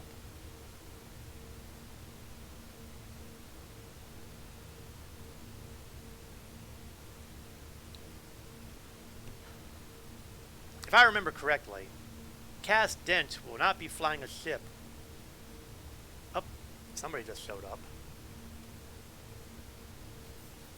And there he is. And you'll see, if you look at my MFD down here, he is flying an Anvil F8 Lightning. This is a ship that no player in the game can currently fly. It is not available yet. You will not be able to pledge for it, because it only unlocks for availability upon the completion of the campaign in Squadron 42. And Lord only knows when that'll be. Okay, technically you can also get a hold of one if you happen to be, you know, pledging lots and lots and lots of money to the game. Like 15,000. And that'll unlock Lightning as well, but again, I'm pretty sure it won't be available right now. But this is basically a military-grade starfighter. They actually had one on the showroom floor during the Anvil Day for the Expo. And they even had, you could even get into the cockpit, which kind of tells me that it is very close to feature complete. But again, it means nothing because we can't actually use it. Something that I find personally highly disappointing. Of course, then again, I haven't spent 15,000, so, you know, I wouldn't be able to fly it anyway right away. It'll have to wait till Squadron 42. Please, I hope it'll have to wait to Squadron 42, because the other alternative is I'll have really lost control of my pledging. I'm not ruling out that possibility at some point. Ooh, guess who became available? Target marker is up, and that means I can start shooting him. Unfortunately, I did mention that he was a pretty good fighter type, right? 75%. On the bright side, I've just taken down his shields with one hit, so I'm expecting good things from further strikes.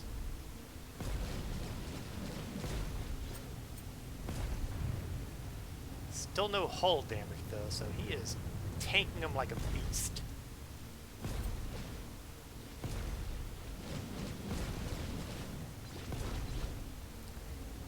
Still in good shape, and worse, his shields are regenerating.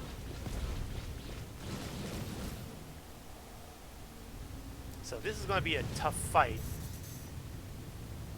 Regardless, oh, the guy did. Oh wait, those are dumb fire missiles, because otherwise I'd be seeing missile locks.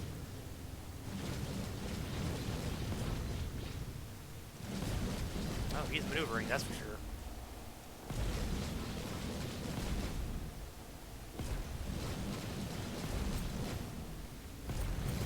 Oh, those were a couple good hits. Unfortunately, the hull is still not even scratched. This is how you know you're fighting against the best the UEE Navy has to offer. Target destroyed. I take it back. Okay, let's deal with these annoyances.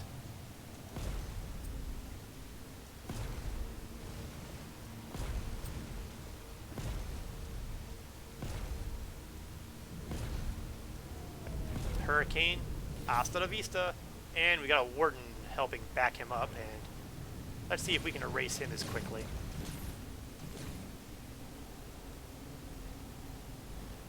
Maybe not.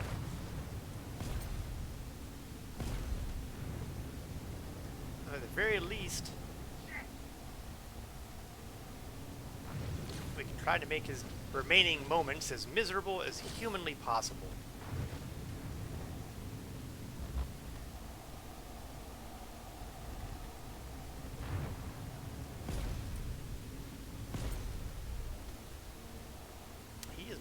Well, oh, I just took a hit somewhere.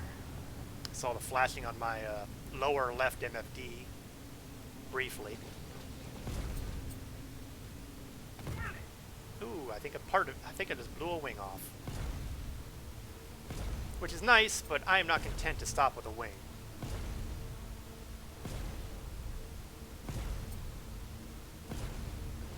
Oh, he's still flying, still fighting.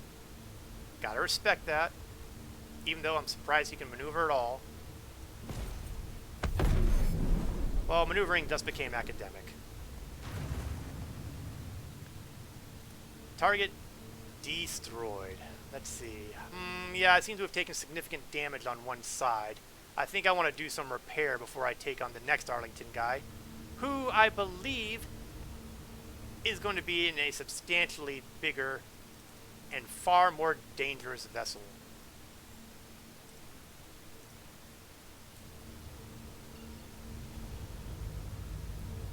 So step one, Evers Harbor. Do some repairs, we'll do a restock. I don't have to restock much because I think I only use maybe 2 decoys. Quantum travel engaged. Refuel the hydrogen fuel.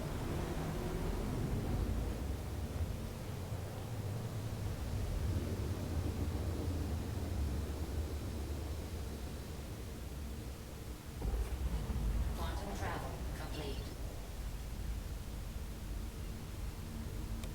And off to Evers Harbor.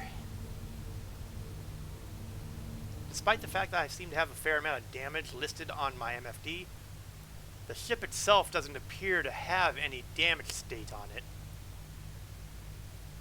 I don't know if that's a visual bug or if it's just an issue with the MFD. Engaged. Quantum travel complete. For those who are unaware, MFD stands for Multifunctional Display. That allows me to move these screens around as I wish.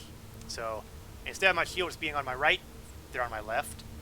Instead of my targeting being on my lower right, is on my upper right. I left the self-target alone.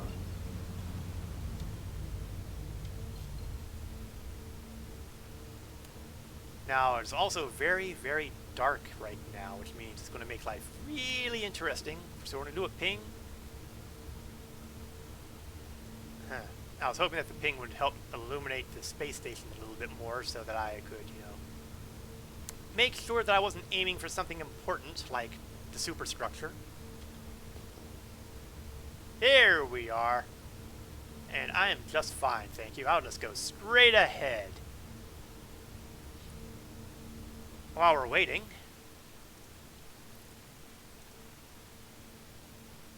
Maltrox Arlington. Now we're going to go after one of the big boys. He is the boss, the leader. Yep, it says right there.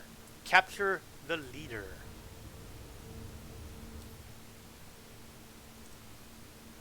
I'll be more than happy to do that. Of course, again, Star Citizen being where it's at, Thank you. And please visit again. capture really means blow into smithereens.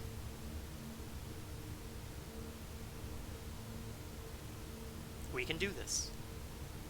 We can do this. First, though, landing.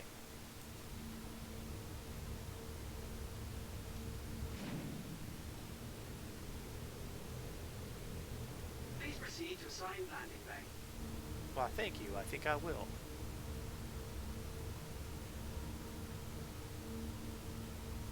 And there we are, all the way over here. Drop down the landing gear. I'm going to turn on the headlights, although I don't know that they're going to do that much good. But I want to at least have the delusion of thinking that I might have an illuminated deck to land upon shortly.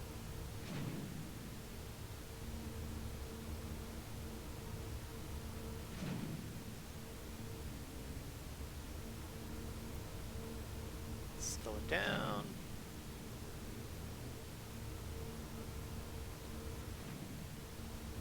And we'll do the auto land, because hopefully it'll put me in a position where I can do the restock. I'm always a little suspicious of landing manually when you need to do a restock, because, well, I think we saw it when I was doing the arrow. You saw all those can't restock anything. And I think that was because I basically manually landed everything, as opposed to landing exactly where they want me to, in the perfect position. Maybe so, maybe no, but why take chances if you don't have to? Because there are plenty of other things to be taking chances with. For example, the 100%. current Arlington target. Okay, once that wing is fixed, and apparently it was a lot more than just a wing, ouch. It's time to go hunting.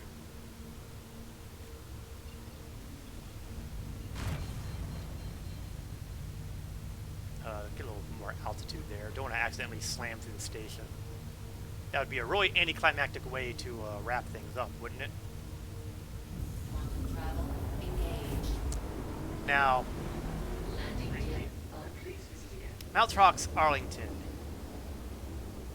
is flying in a hammerhead. Complete. And under most circumstances, I would consider this a really bad situation. But we have already seen earlier today, earlier on this stream, that the Ion can and will Quantum travel. be able to take out a hammerhead. Quantum travel complete. It's a bit of work, but it's doable. And because, you know, you really can't rely on one example as a suitable sample space, Quantum we travel will need to show engaged.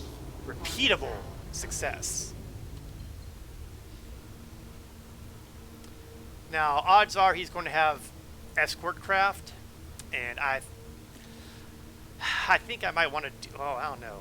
On the one hand, I kind of want to deal with the escort craft first, but on the other hand, leaving the hammerhead alone to just spray its 6 turrets worth of ammunition. Let me be more specific. 6 quad turrets of ammunition at me. That is an awful lot of firepower. And against that, I've got one really big gun. Now, admittedly, it's a really good, really big gun. And it's hard for a hammerhead to dodge that sort of thing. But all the same, I'd rather not expose myself without being able to deal with those cannons. If I can get the ads out quickly before I'm in range of their guns, that would work for me. I'm just unconvinced that the situation will occur.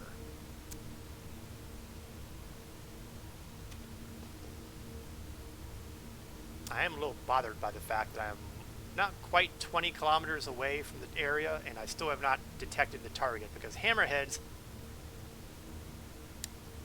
they leave a pretty big signature for sensors to pick up.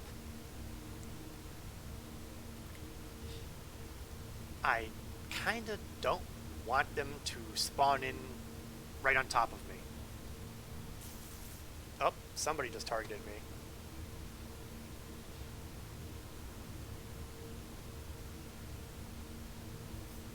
And there he is. Unfortunately, there he is does not include the freaking bounty target marker.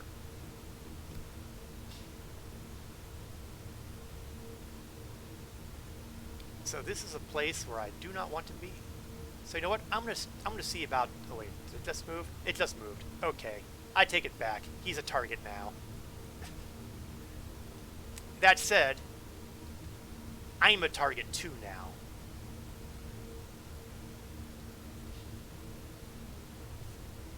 It's just a question of who can get the licks in fastest and more furious. Oh, speaking of problems, oh, there's a Drake Buccaneer. Ah, Drake. But he's a lot closer, which means I can probably take him out if I'm lucky.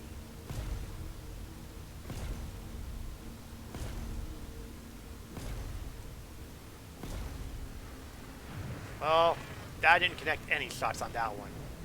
Again, that's a weakness of the Ion. You cannot consider it an end-all, be-all starship when it has to deal with stuff like that. Whoa, whoa, that was about desync lag. Now the good news is if I can get a couple hits on him, he's probably dead.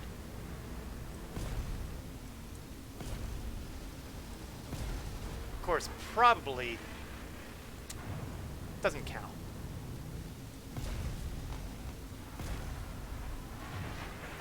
And his shields are back up.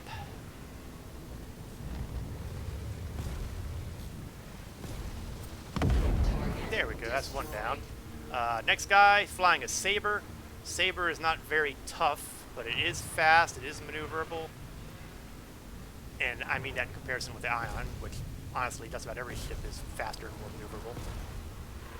But if I can get a good solid hit on him, he'll blow up. And if I can take him out quickly,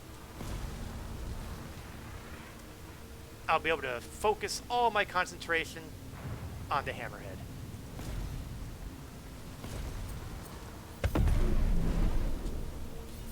Got him.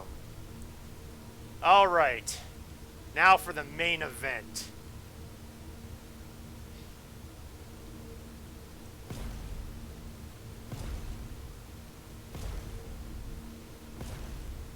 Not registering any hits yet, which is disturbing. Oh, there we go. And he's opening fire now, so now it's a question of who wants it more. Again, though, because I have to do this heavy maneuvering, I'm going to be hitting a lot of his... Whoa, desync. I'm going to be hitting a lot of his shields, which means as opposed to being able to focus on one shield.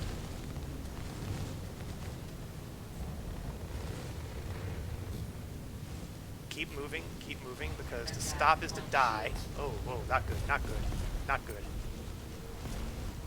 Son of a bitch!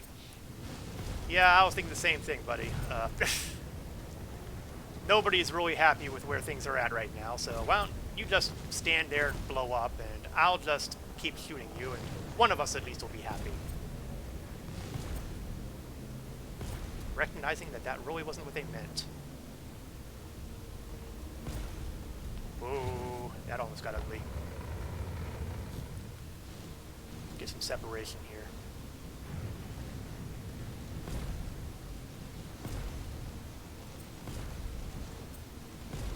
Another attack run. And I can see I'm registering some solid hits now. I'm actually hitting the hull and not the shield.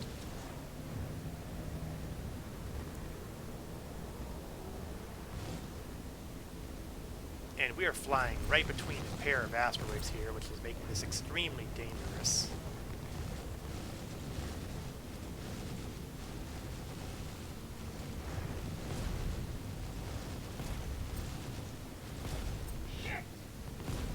Language.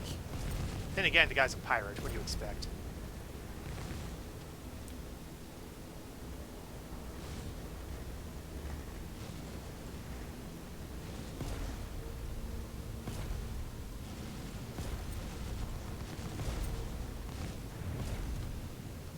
Well, the good news is I've definitely been peppering him with shots, and his shields are certainly showing the effects of these things, but very little in the way of actual damage yet. Oh, that was actually a pretty good hit.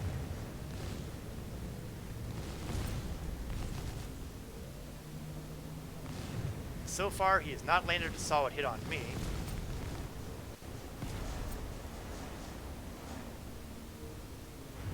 So far, I'm not horribly concerned about his weapons. I'm more concerned about the various chunks of space debris that I'm flying nearby. Not to mention the ever-present possibility that I could, you know, ram into him, too.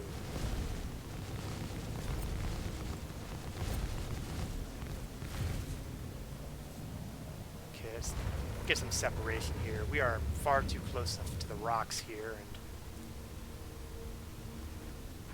I want a little bit of ability to deal with that. Okay, there we go. If I can get some distance fire.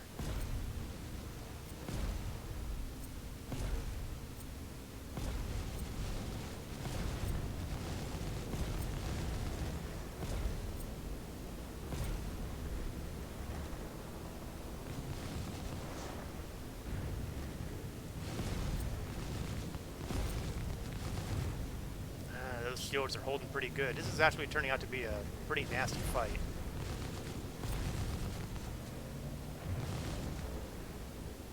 So I want to try to alter the strategy slightly.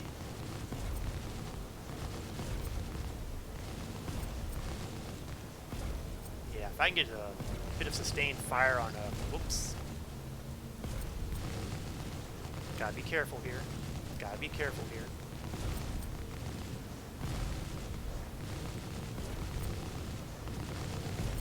Okay, we're... Oh, shield's down. Not good. Move, move, move. And it looks like, according to my MFD, I've taken some damage on the wrong side of my ship. But the gun's still working, so, you know, that much is right with the world.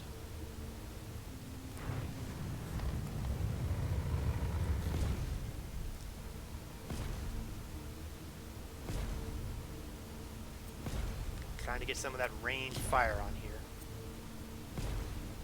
Fortunately, I seem to be hitting him on a shielded side, which is not good because I'd prefer to be hitting him on a side that's exposed.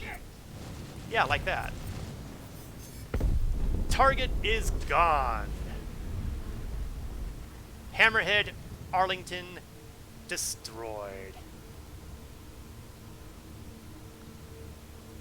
Damage, significant, but yeah, no damage effects showing on here. They may need to look into that at some point. So let's take this thing into Everest Harbor. Yes, let us now go to Safe Harbor with the satisfaction of knowing that we have taken out the entirety of the Arlington gang. And nobody is going to miss them. And I'm sure that we will never see them again. Yeah, you know when I say something like that, you know I've got a follow-up plan, right? Unfortunately, there's one more little problem with the Arlington gang that will eventually they will be breaking out of whatever prison they're in. And if it's Klesher, I'm not surprised. And they will hijack an Idris capital ship. Now, the Idris kind of shows up whenever it shows up.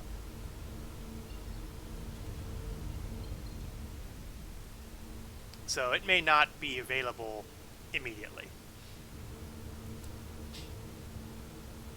So we're going to land, we're going to repair. And if the Idris is up, then we'll extend our stream a little further. But if the Idris is not up, well, there's always another time. But at the moment, it does not appear to be up. But again, let's land the ship.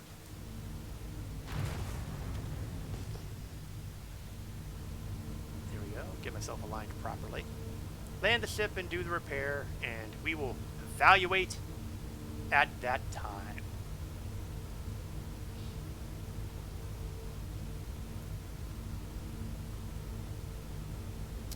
Yeah, the Ion is definitely the way you want to be dealing with the extreme risk threats or the last of the Arlington missions, the Hammerheads or the Idris.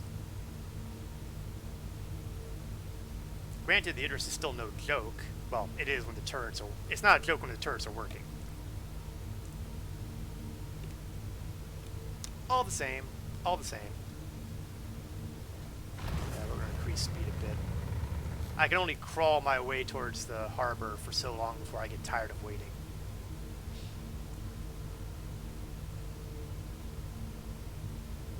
I'd go even faster, but I do want to be able to slow down.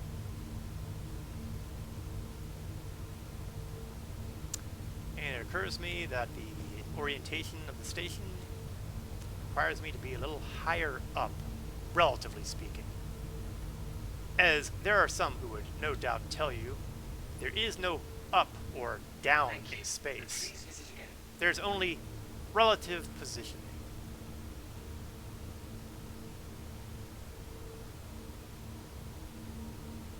That's how you can determine who the space snobs are.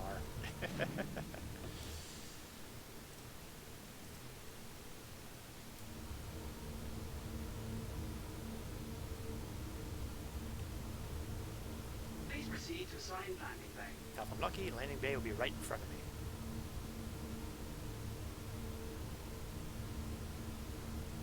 It's not right in front of me.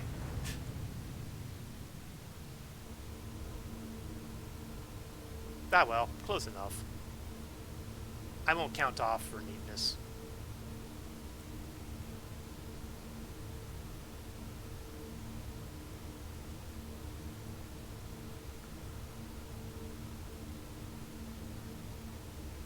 We are on approach, so I will crop the landing gear. Landing gear down. Slow down the approach a little bit because I really don't want to be approaching too fast. Slow it down a little further. Kill cruise control. And we'll activate the auto land. And that will reasonably guarantee my ability to restock, refuel, rearm. Oh, and repair. Let's not forget the repair part. Landing complete. Have a pleasant stay. Yeah, that is a chunk of repair work right there. I don't know if I actually hit the right button on that. Nope. Silly me, didn't hit the confirm button. No, get away. Get away. And we'll know the job is done when I see the big red spot on my display down there turn back to its Vegas blue color. Fuel 100%. Come on, there we go. Full repairs. Okay. Check in. Is there an Idris? There is not.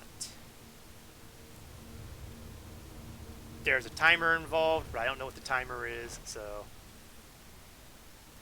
this feels like an excellent place to call it a stream.